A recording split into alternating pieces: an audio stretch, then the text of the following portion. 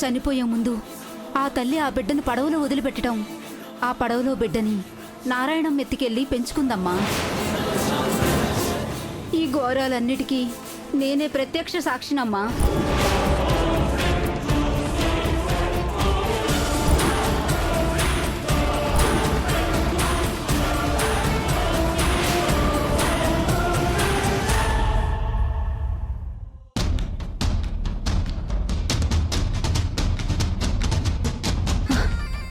ఇప్పుడు ఈ సూరమ్మ పున్నమికి ఈ నిజాలన్నీ చెప్పిందంటే పున్నమి శివదేవయ్య కూతురన్న నిజం బయటపడిపోతుంది. ఎట్టి పరిస్థితుల్లోనూ అలా జరగడానికి వీల్లేదు. పాపం ఈ నిజం తెలియక శివదేవయ్య గారి కూతుర్ని ముందే పెట్టుకుని కాళ్ళు అరిగిపోయేలా ఊరంతా తిరుగుతున్నాడమ్మా. అంతేకాదు తన కన్నవాళ్ళెవరో తెలియక తను ఒక అనాథని కుమిలి కుమిలి ఏడుస్తుందమ్మా. ఈ నిజం తెలిస్తే దూరమైన తండ్రి కూతుళ్ళిద్దరూ దగ్గరవుతారమ్మా. ఆ నిజం చెప్పడానికే వచ్చానమ్మా. ఆ నిజం చెప్పడానికే వచ్చానమ్మా.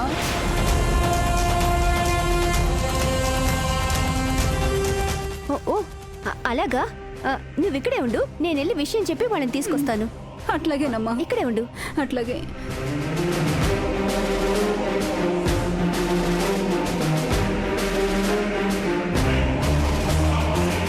అర్జెంటుగా వెళ్ళి అమ్మకి విషయం చెప్పి ఆ పుణ్యమి బయటికి రాకుండా చూడాలి.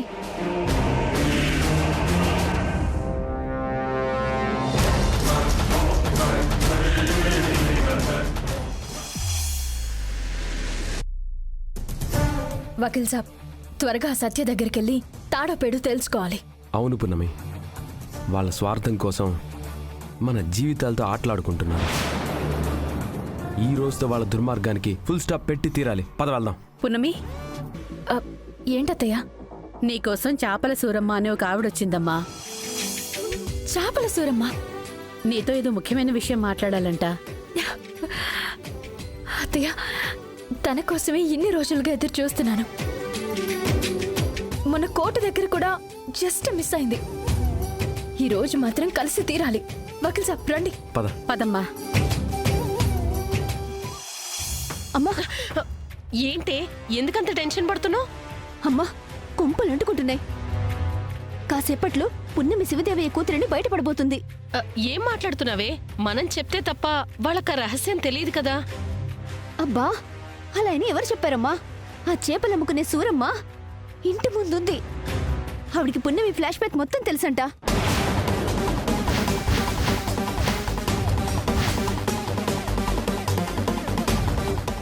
మరెందుకు చేతులు ఒప్పుకుంటూ లోపలికొచ్చావు? ఒక్కడే దాన్ని ఏదో ఒకటి చేసి ఉండాల్సిందే. ఏంటమ్మా చేసేది? ఆల్రెడీ సావిత్రతని కలిసిందంట. మనం ఏదైనా చేస్తే అడ్డంగా దొరికిపోతాం. మరిప్పుడు ఏం చేద్దామే? ఏదో ఒకటి చేసి ఆ పుణ్యమి ఆ సూరమని కలవకుండా చేయాలి. ఈ లోపు మనం సూరమని ఇంటి ముందు లేకుండా వెళ్ళగొట్టాలి. ఇది తప్ప మనం ఇంకేం చేయలేం. ఏదో ఒకటి చేసి ఆ పుణ్యమి సూరమని కలవకుండా చేయాలమ్మా.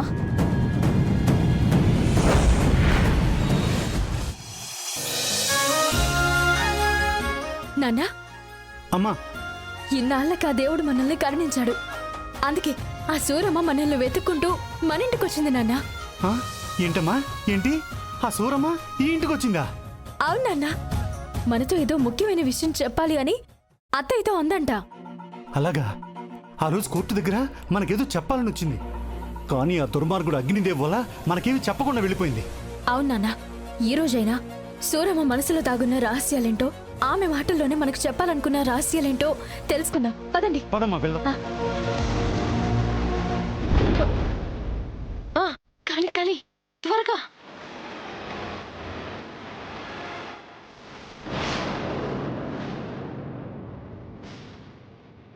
త్వరగా.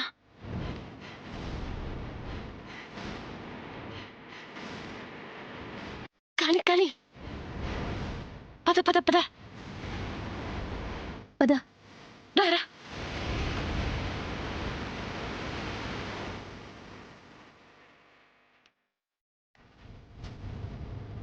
ఇంకా సేపట్లో శివదేవయ్య పున్నమి వస్తారు. మనం వేసిన ఆయిల్లో కాలు పెడతారు.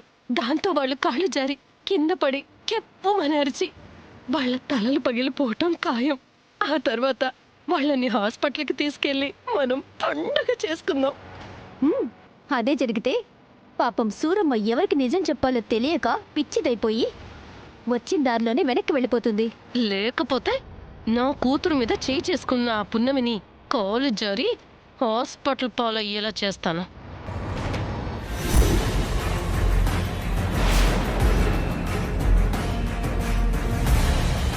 నువ్వు చెప్పేది నిజమా? నా మనవడు రెండో పెళ్లి చేసుకున్నాడా? అవును అమ్మమ్మ గారు, మా ఆయన నాకు అన్యాయం చేశారు. మరొక అమ్మాయి మెడలో తాళి కట్టి నన్ను మోసం చేశారు.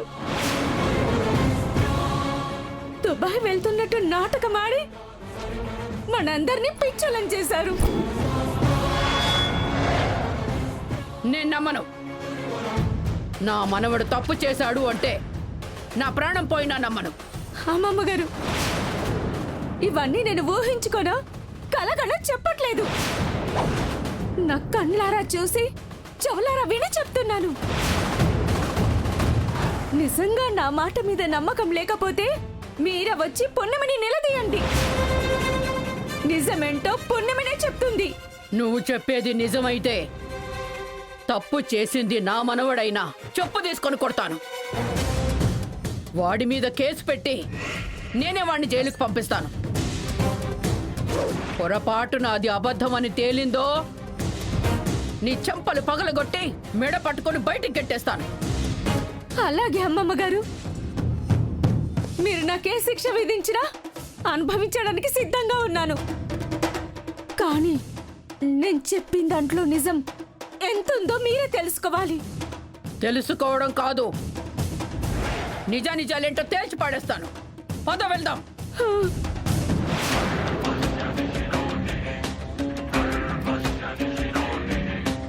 అమ్మా,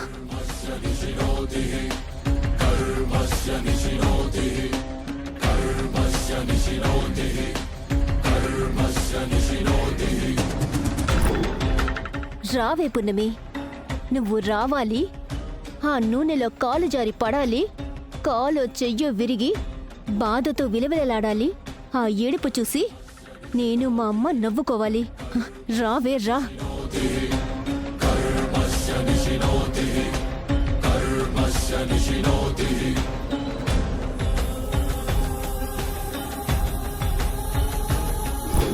పున్నమి, ప్రకాష్,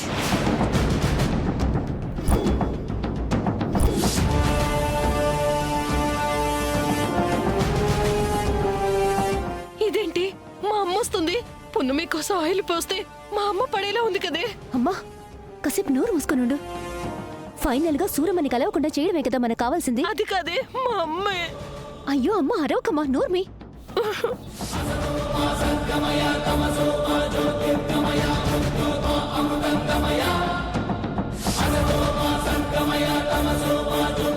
ఇప్పుడు పున్నమి పడుతుందా, అమ్మ పడుతుందా? అమ్మా, ఎవరు పడితే ఏంటమ్మా? సూరమ్మని కలవకుండా చేయడమే మన కాన్సెప్ట్. కామ్గా ఉండు.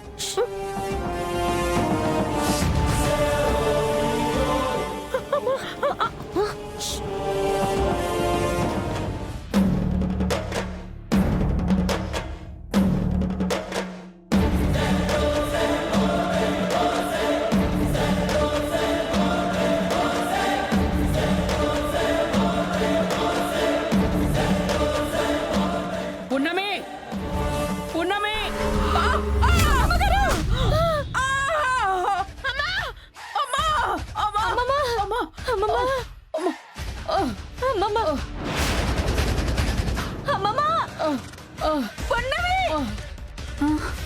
అమ్మో, చాలా పెద్ద ప్రమాదమే జరిగింది. నేను వచ్చిన ఏళ బాగాలేదు. ఇప్పుడు వెళ్ళిపోయి నేను తర్వాత రావడమే మంచిది. అత్తయ్య, అమ్మమ్మ గారు, అత్తయ్య గారు, నానమ్మ? హాస్పిటల్కి తీసుకెళ్దాం పద. త్వరగా హాస్పిటల్కి తీసుకెళ్ళండి. హాస్పిటల్కి తీసుకెళ్తాం. త్వరగా.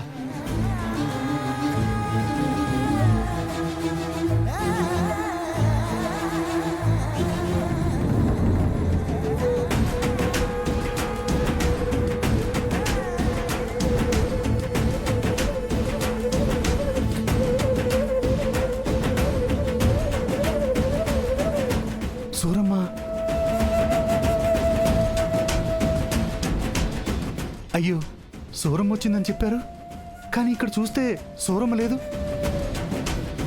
ఎక్కడికి వెళ్ళి ఉంటుంది? బహుశా పెద్దవాడికి ప్రమాదం జరగడం చూసి వెళ్ళిపోయి ఉంటుందేమో.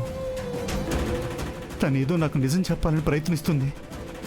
ఆమె నిజం చెప్పాలని ప్రయత్నించిన ప్రతిసారి ఏదో ఒక ఆటంకం వచ్చి నిజం చెప్పకుండానే వెళ్ళిపోతుంది. ఈసారైనా ఆమెను కలిసేలాగా, ఆమె మనసులో నిజం తెలిసేలాగా చేయి స్వామి.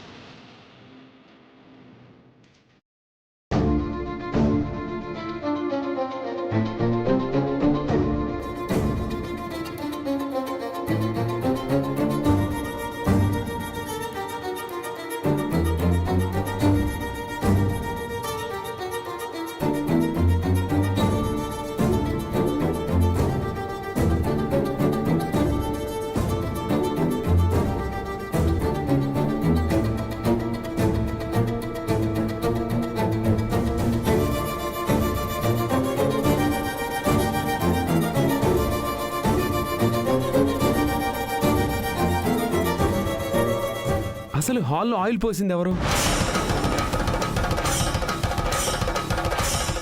ఎవరో కావాలని ఎందుకు పోస్తారు పృథ్వీ? ఏదో పొరపాటున పడుంటుంది. అది పొరపాటుగా పడినట్టు లేదత్తయ్య, ఎవరో కావాలని పోసినట్టుగా ఉంది. కావాలని ఎందుకు పోస్తారు? ఆ డౌట్ నీకెందుకు వచ్చింది? ఎందుకు రాదు? నాకు తెలిసి ఆ ఆయిల్ ఏదో ఈవిడ గారే పోసుంటుంది. ఎవరో పోసారు అనగాని మీరెందుకు భుజాలు తడుముకుంటున్నారు? మీరు కాని పోసారా? నోరు ముయ్యవే. చిన్నంతరం పెద్దంతరం లేకుండా ఏంటా మాటలు? దయచేసి హాస్పిటల్లో గొడవ పడకండి. చూసే వాళ్ళ దృష్టిలో చులకనైపోతాము. డాక్టర్ గారు వచ్చారు. డాక్టర్ గారు, మా అమ్మమ్మ గారికి ఎలా ఎలా ఉంది? She's out of danger.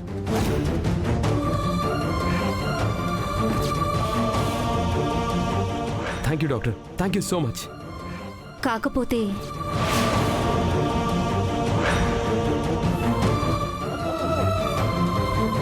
కాకపోతే ఏంటి డాక్టర్? జనరల్గా ఏదైనా ప్రమాదం జరిగితే బ్యాడ్ లక్ అని అనుకుంటాం. బట్ ఈవిడి విషయంలో మాత్రం ప్రమాదం జరగడం గుడ్ లక్ అని అనుకోవాలి.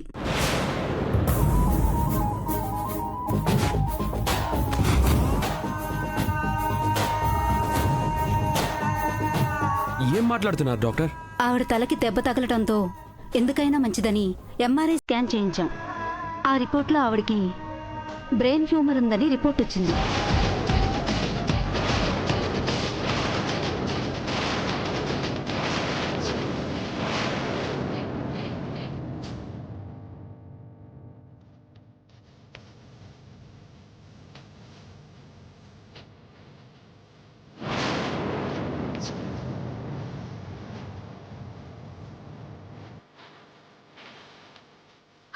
లేదు, మా అత్తయ్య గారికి ఏమీ కాకూడదు. ఆవిడ నిండు నూరేళ్ళు బ్రతకాలి. ఎలాగైనా మా అత్తయ్య గారిని కాపాడండి డాక్టర్, ప్లీజ్. మీ కాళ్ళు పట్టుకుంటాను. అమ్మా నువ్వు వాగమ్మా. డాక్టర్ బ్రెయిన్ ట్యూమర్ అంటున్నారు, ఏ స్టేజ్లో ఉంది? అడ్వాన్స్డ్ స్టేజ్లో ఉంది.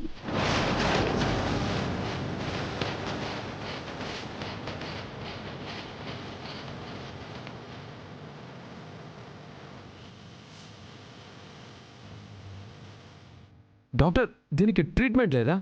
ట్రీట్మెంట్ అంటే ఆపరేషన్ చేసి ట్యూమర్ని రిమూవ్ చేయాలి.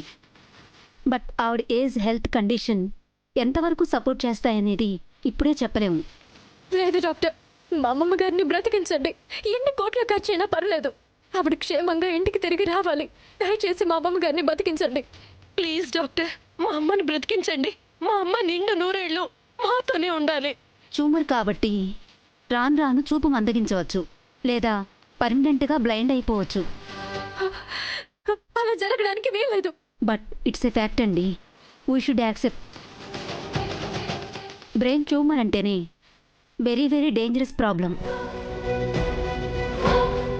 దానివల్ల కంటి చూపు పోవచ్చు, కొన్ని సందర్భాల్లో 2 కాళ్ళు చచ్చిపడిపోవచ్చు.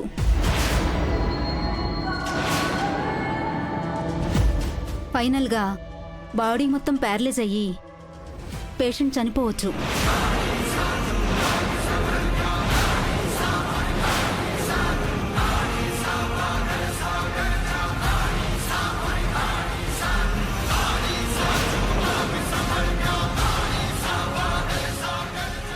అయితే ఆపరేషన్ చేస్తే అమ్మమ్మ గారికి ఎలాంటి ఇబ్బంది ఉండదు కదా డాక్టర్?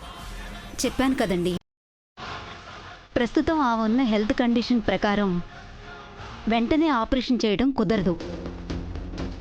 మనం వాడే మందులను బట్టి, ఆవిడ బాడీ రెస్పాన్స్ని బట్టి ఆపరేషన్ చేయాల్సి ఉంటుంది. దానికి నెల పట్టచ్చు, 6 నెలలు పట్టచ్చు. సో ప్రజెంట్ నేను రాసే మెడిసిన్స్ వాడండి. బాడీ రెస్పాండ్ అయ్యి రికవరీ స్పీడ్ ఉందా, ఆపరేషన్తో అవసరం ఉండకపోవచ్చు. రెస్పాండ్ అవ్వట్లేదా, రికవరీ రేట్ చాలా లోలో ఉందా, we need to go operation right now. Thank you doctor. ఇప్పుడు మేము మా అత్తయ్య గారిని చూడొచ్చా డాక్టర్? ఒక 10 మినిట్స్ ఆగి వెళ్ళండి. అలాగే థ్యాంక్ యూ అలాగే డాక్టర్.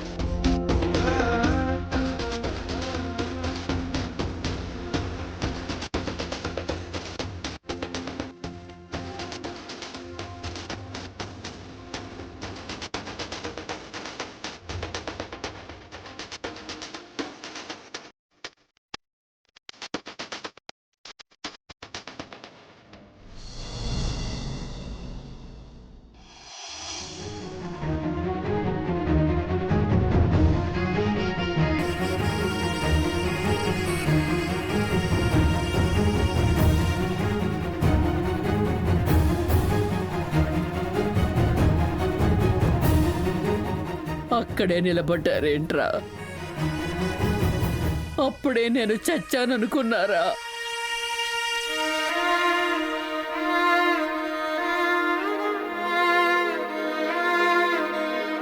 శవానికి దూరంగా నిలబడ్డారు. నానమ్మ, ఏంటి నానమ్మ ఆ మాటలు? అసలు నువ్వెందుకు ఇలా మాట్లాడుతున్నావు? అసలు నీకు ఇప్పుడు ఏమైందని? ఏమైందో ఏమవ్వబోతోందో నిజంగా మీకు తెలీదా?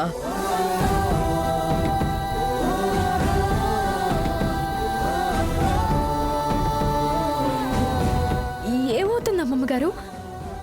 ఏదో నూనె మీద కాలు వేయడం వల్ల జారి పడిపోయారు అంతే. ఈ మాత్రం దానికి ప్రాణాలు పోతాయేంటి? మీరు నిండు నూరేళ్ళు చల్లగా ఉండాలి. నిజమా? ఏది ఇదే మాట నా కళ్ళల్లోకి సూటిగా చూసి చెప్పు.